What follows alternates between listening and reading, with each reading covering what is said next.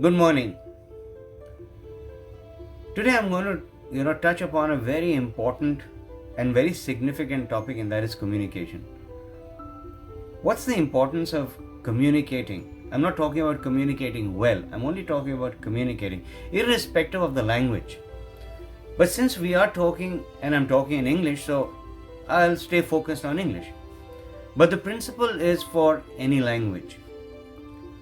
So when a human being, when you or I come in contact with another individual, another human being, what happens?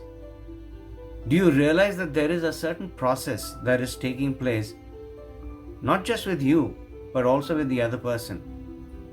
Regarding you, they are assessing you. They are checking you out, as we call it. But what are they checking out? It's a process. It's something that we don't realize. We've never thought about it and no one tells us. First things first, they check you out as the individual, the object that is standing in front of them, which is what we call as the physicality.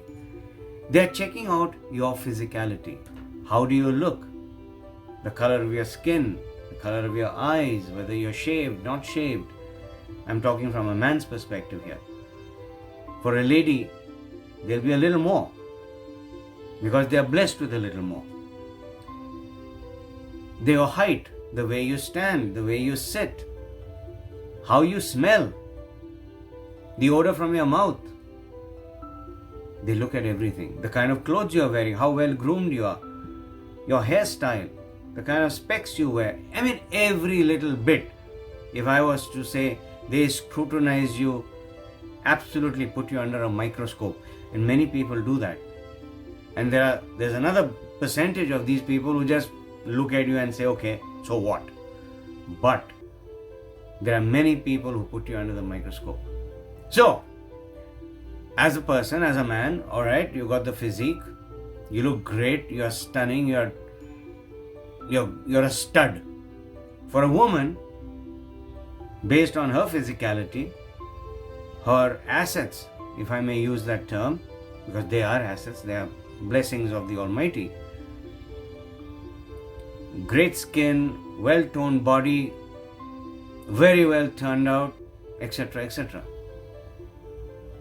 But that's the physicality. So we get impressed with that physicality. We get taken up by that physicality. We get involved with that physicality. We fall in love with that physicality. What after that? Because there is something after that.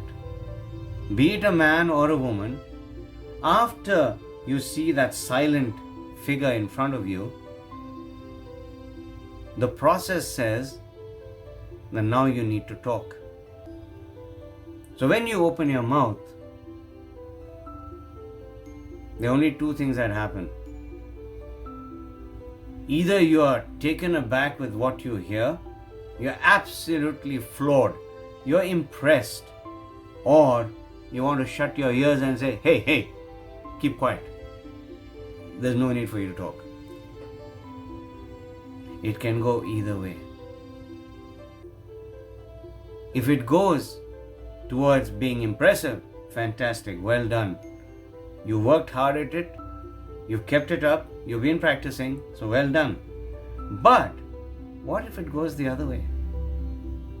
What if the person says, please, whoa, what's this? Whether it's your language, whether it's your tone, whether it's the way you speak, your grammar, your pronunciation, whatever it may be, but it sounds horrendous. It hurts the ears.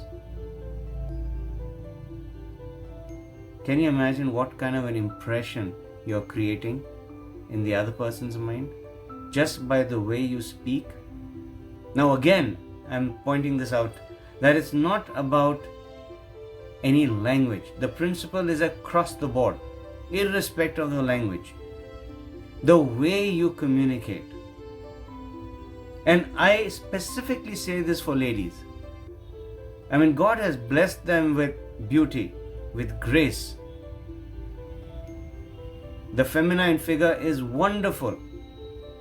So you look at a woman, a lady, drop dead gorgeous. What after that? What after that? Now you can't keep walking as though you're a mute person in front of everyone, trying to impress them. Yes, for a couple of minutes, maybe you have impressed them. After that, what? You need to have something to back up that physical asset that you have. You need to be able to communicate. Communicate with only one thing in mind, that whatever I say, and I say it for the first time, it should be understood by the person or the people on the other side. You get a hang of that, you're there. You have nothing to worry about. But that doesn't mean you've achieved everything. No. In order to keep impressing, in order to build your confidence and retain that confidence, you need to keep practicing. You need to keep practicing what is good, and you need to keep improving that needs to be improved. That's when you will develop that overall personality which not only physically impresses people but even verbally. Creating an impact is not that easy, my friend. It takes a lot of hard work, dedication, commitment, and most importantly, your will to improve. Communicate with yourself. That's where it starts.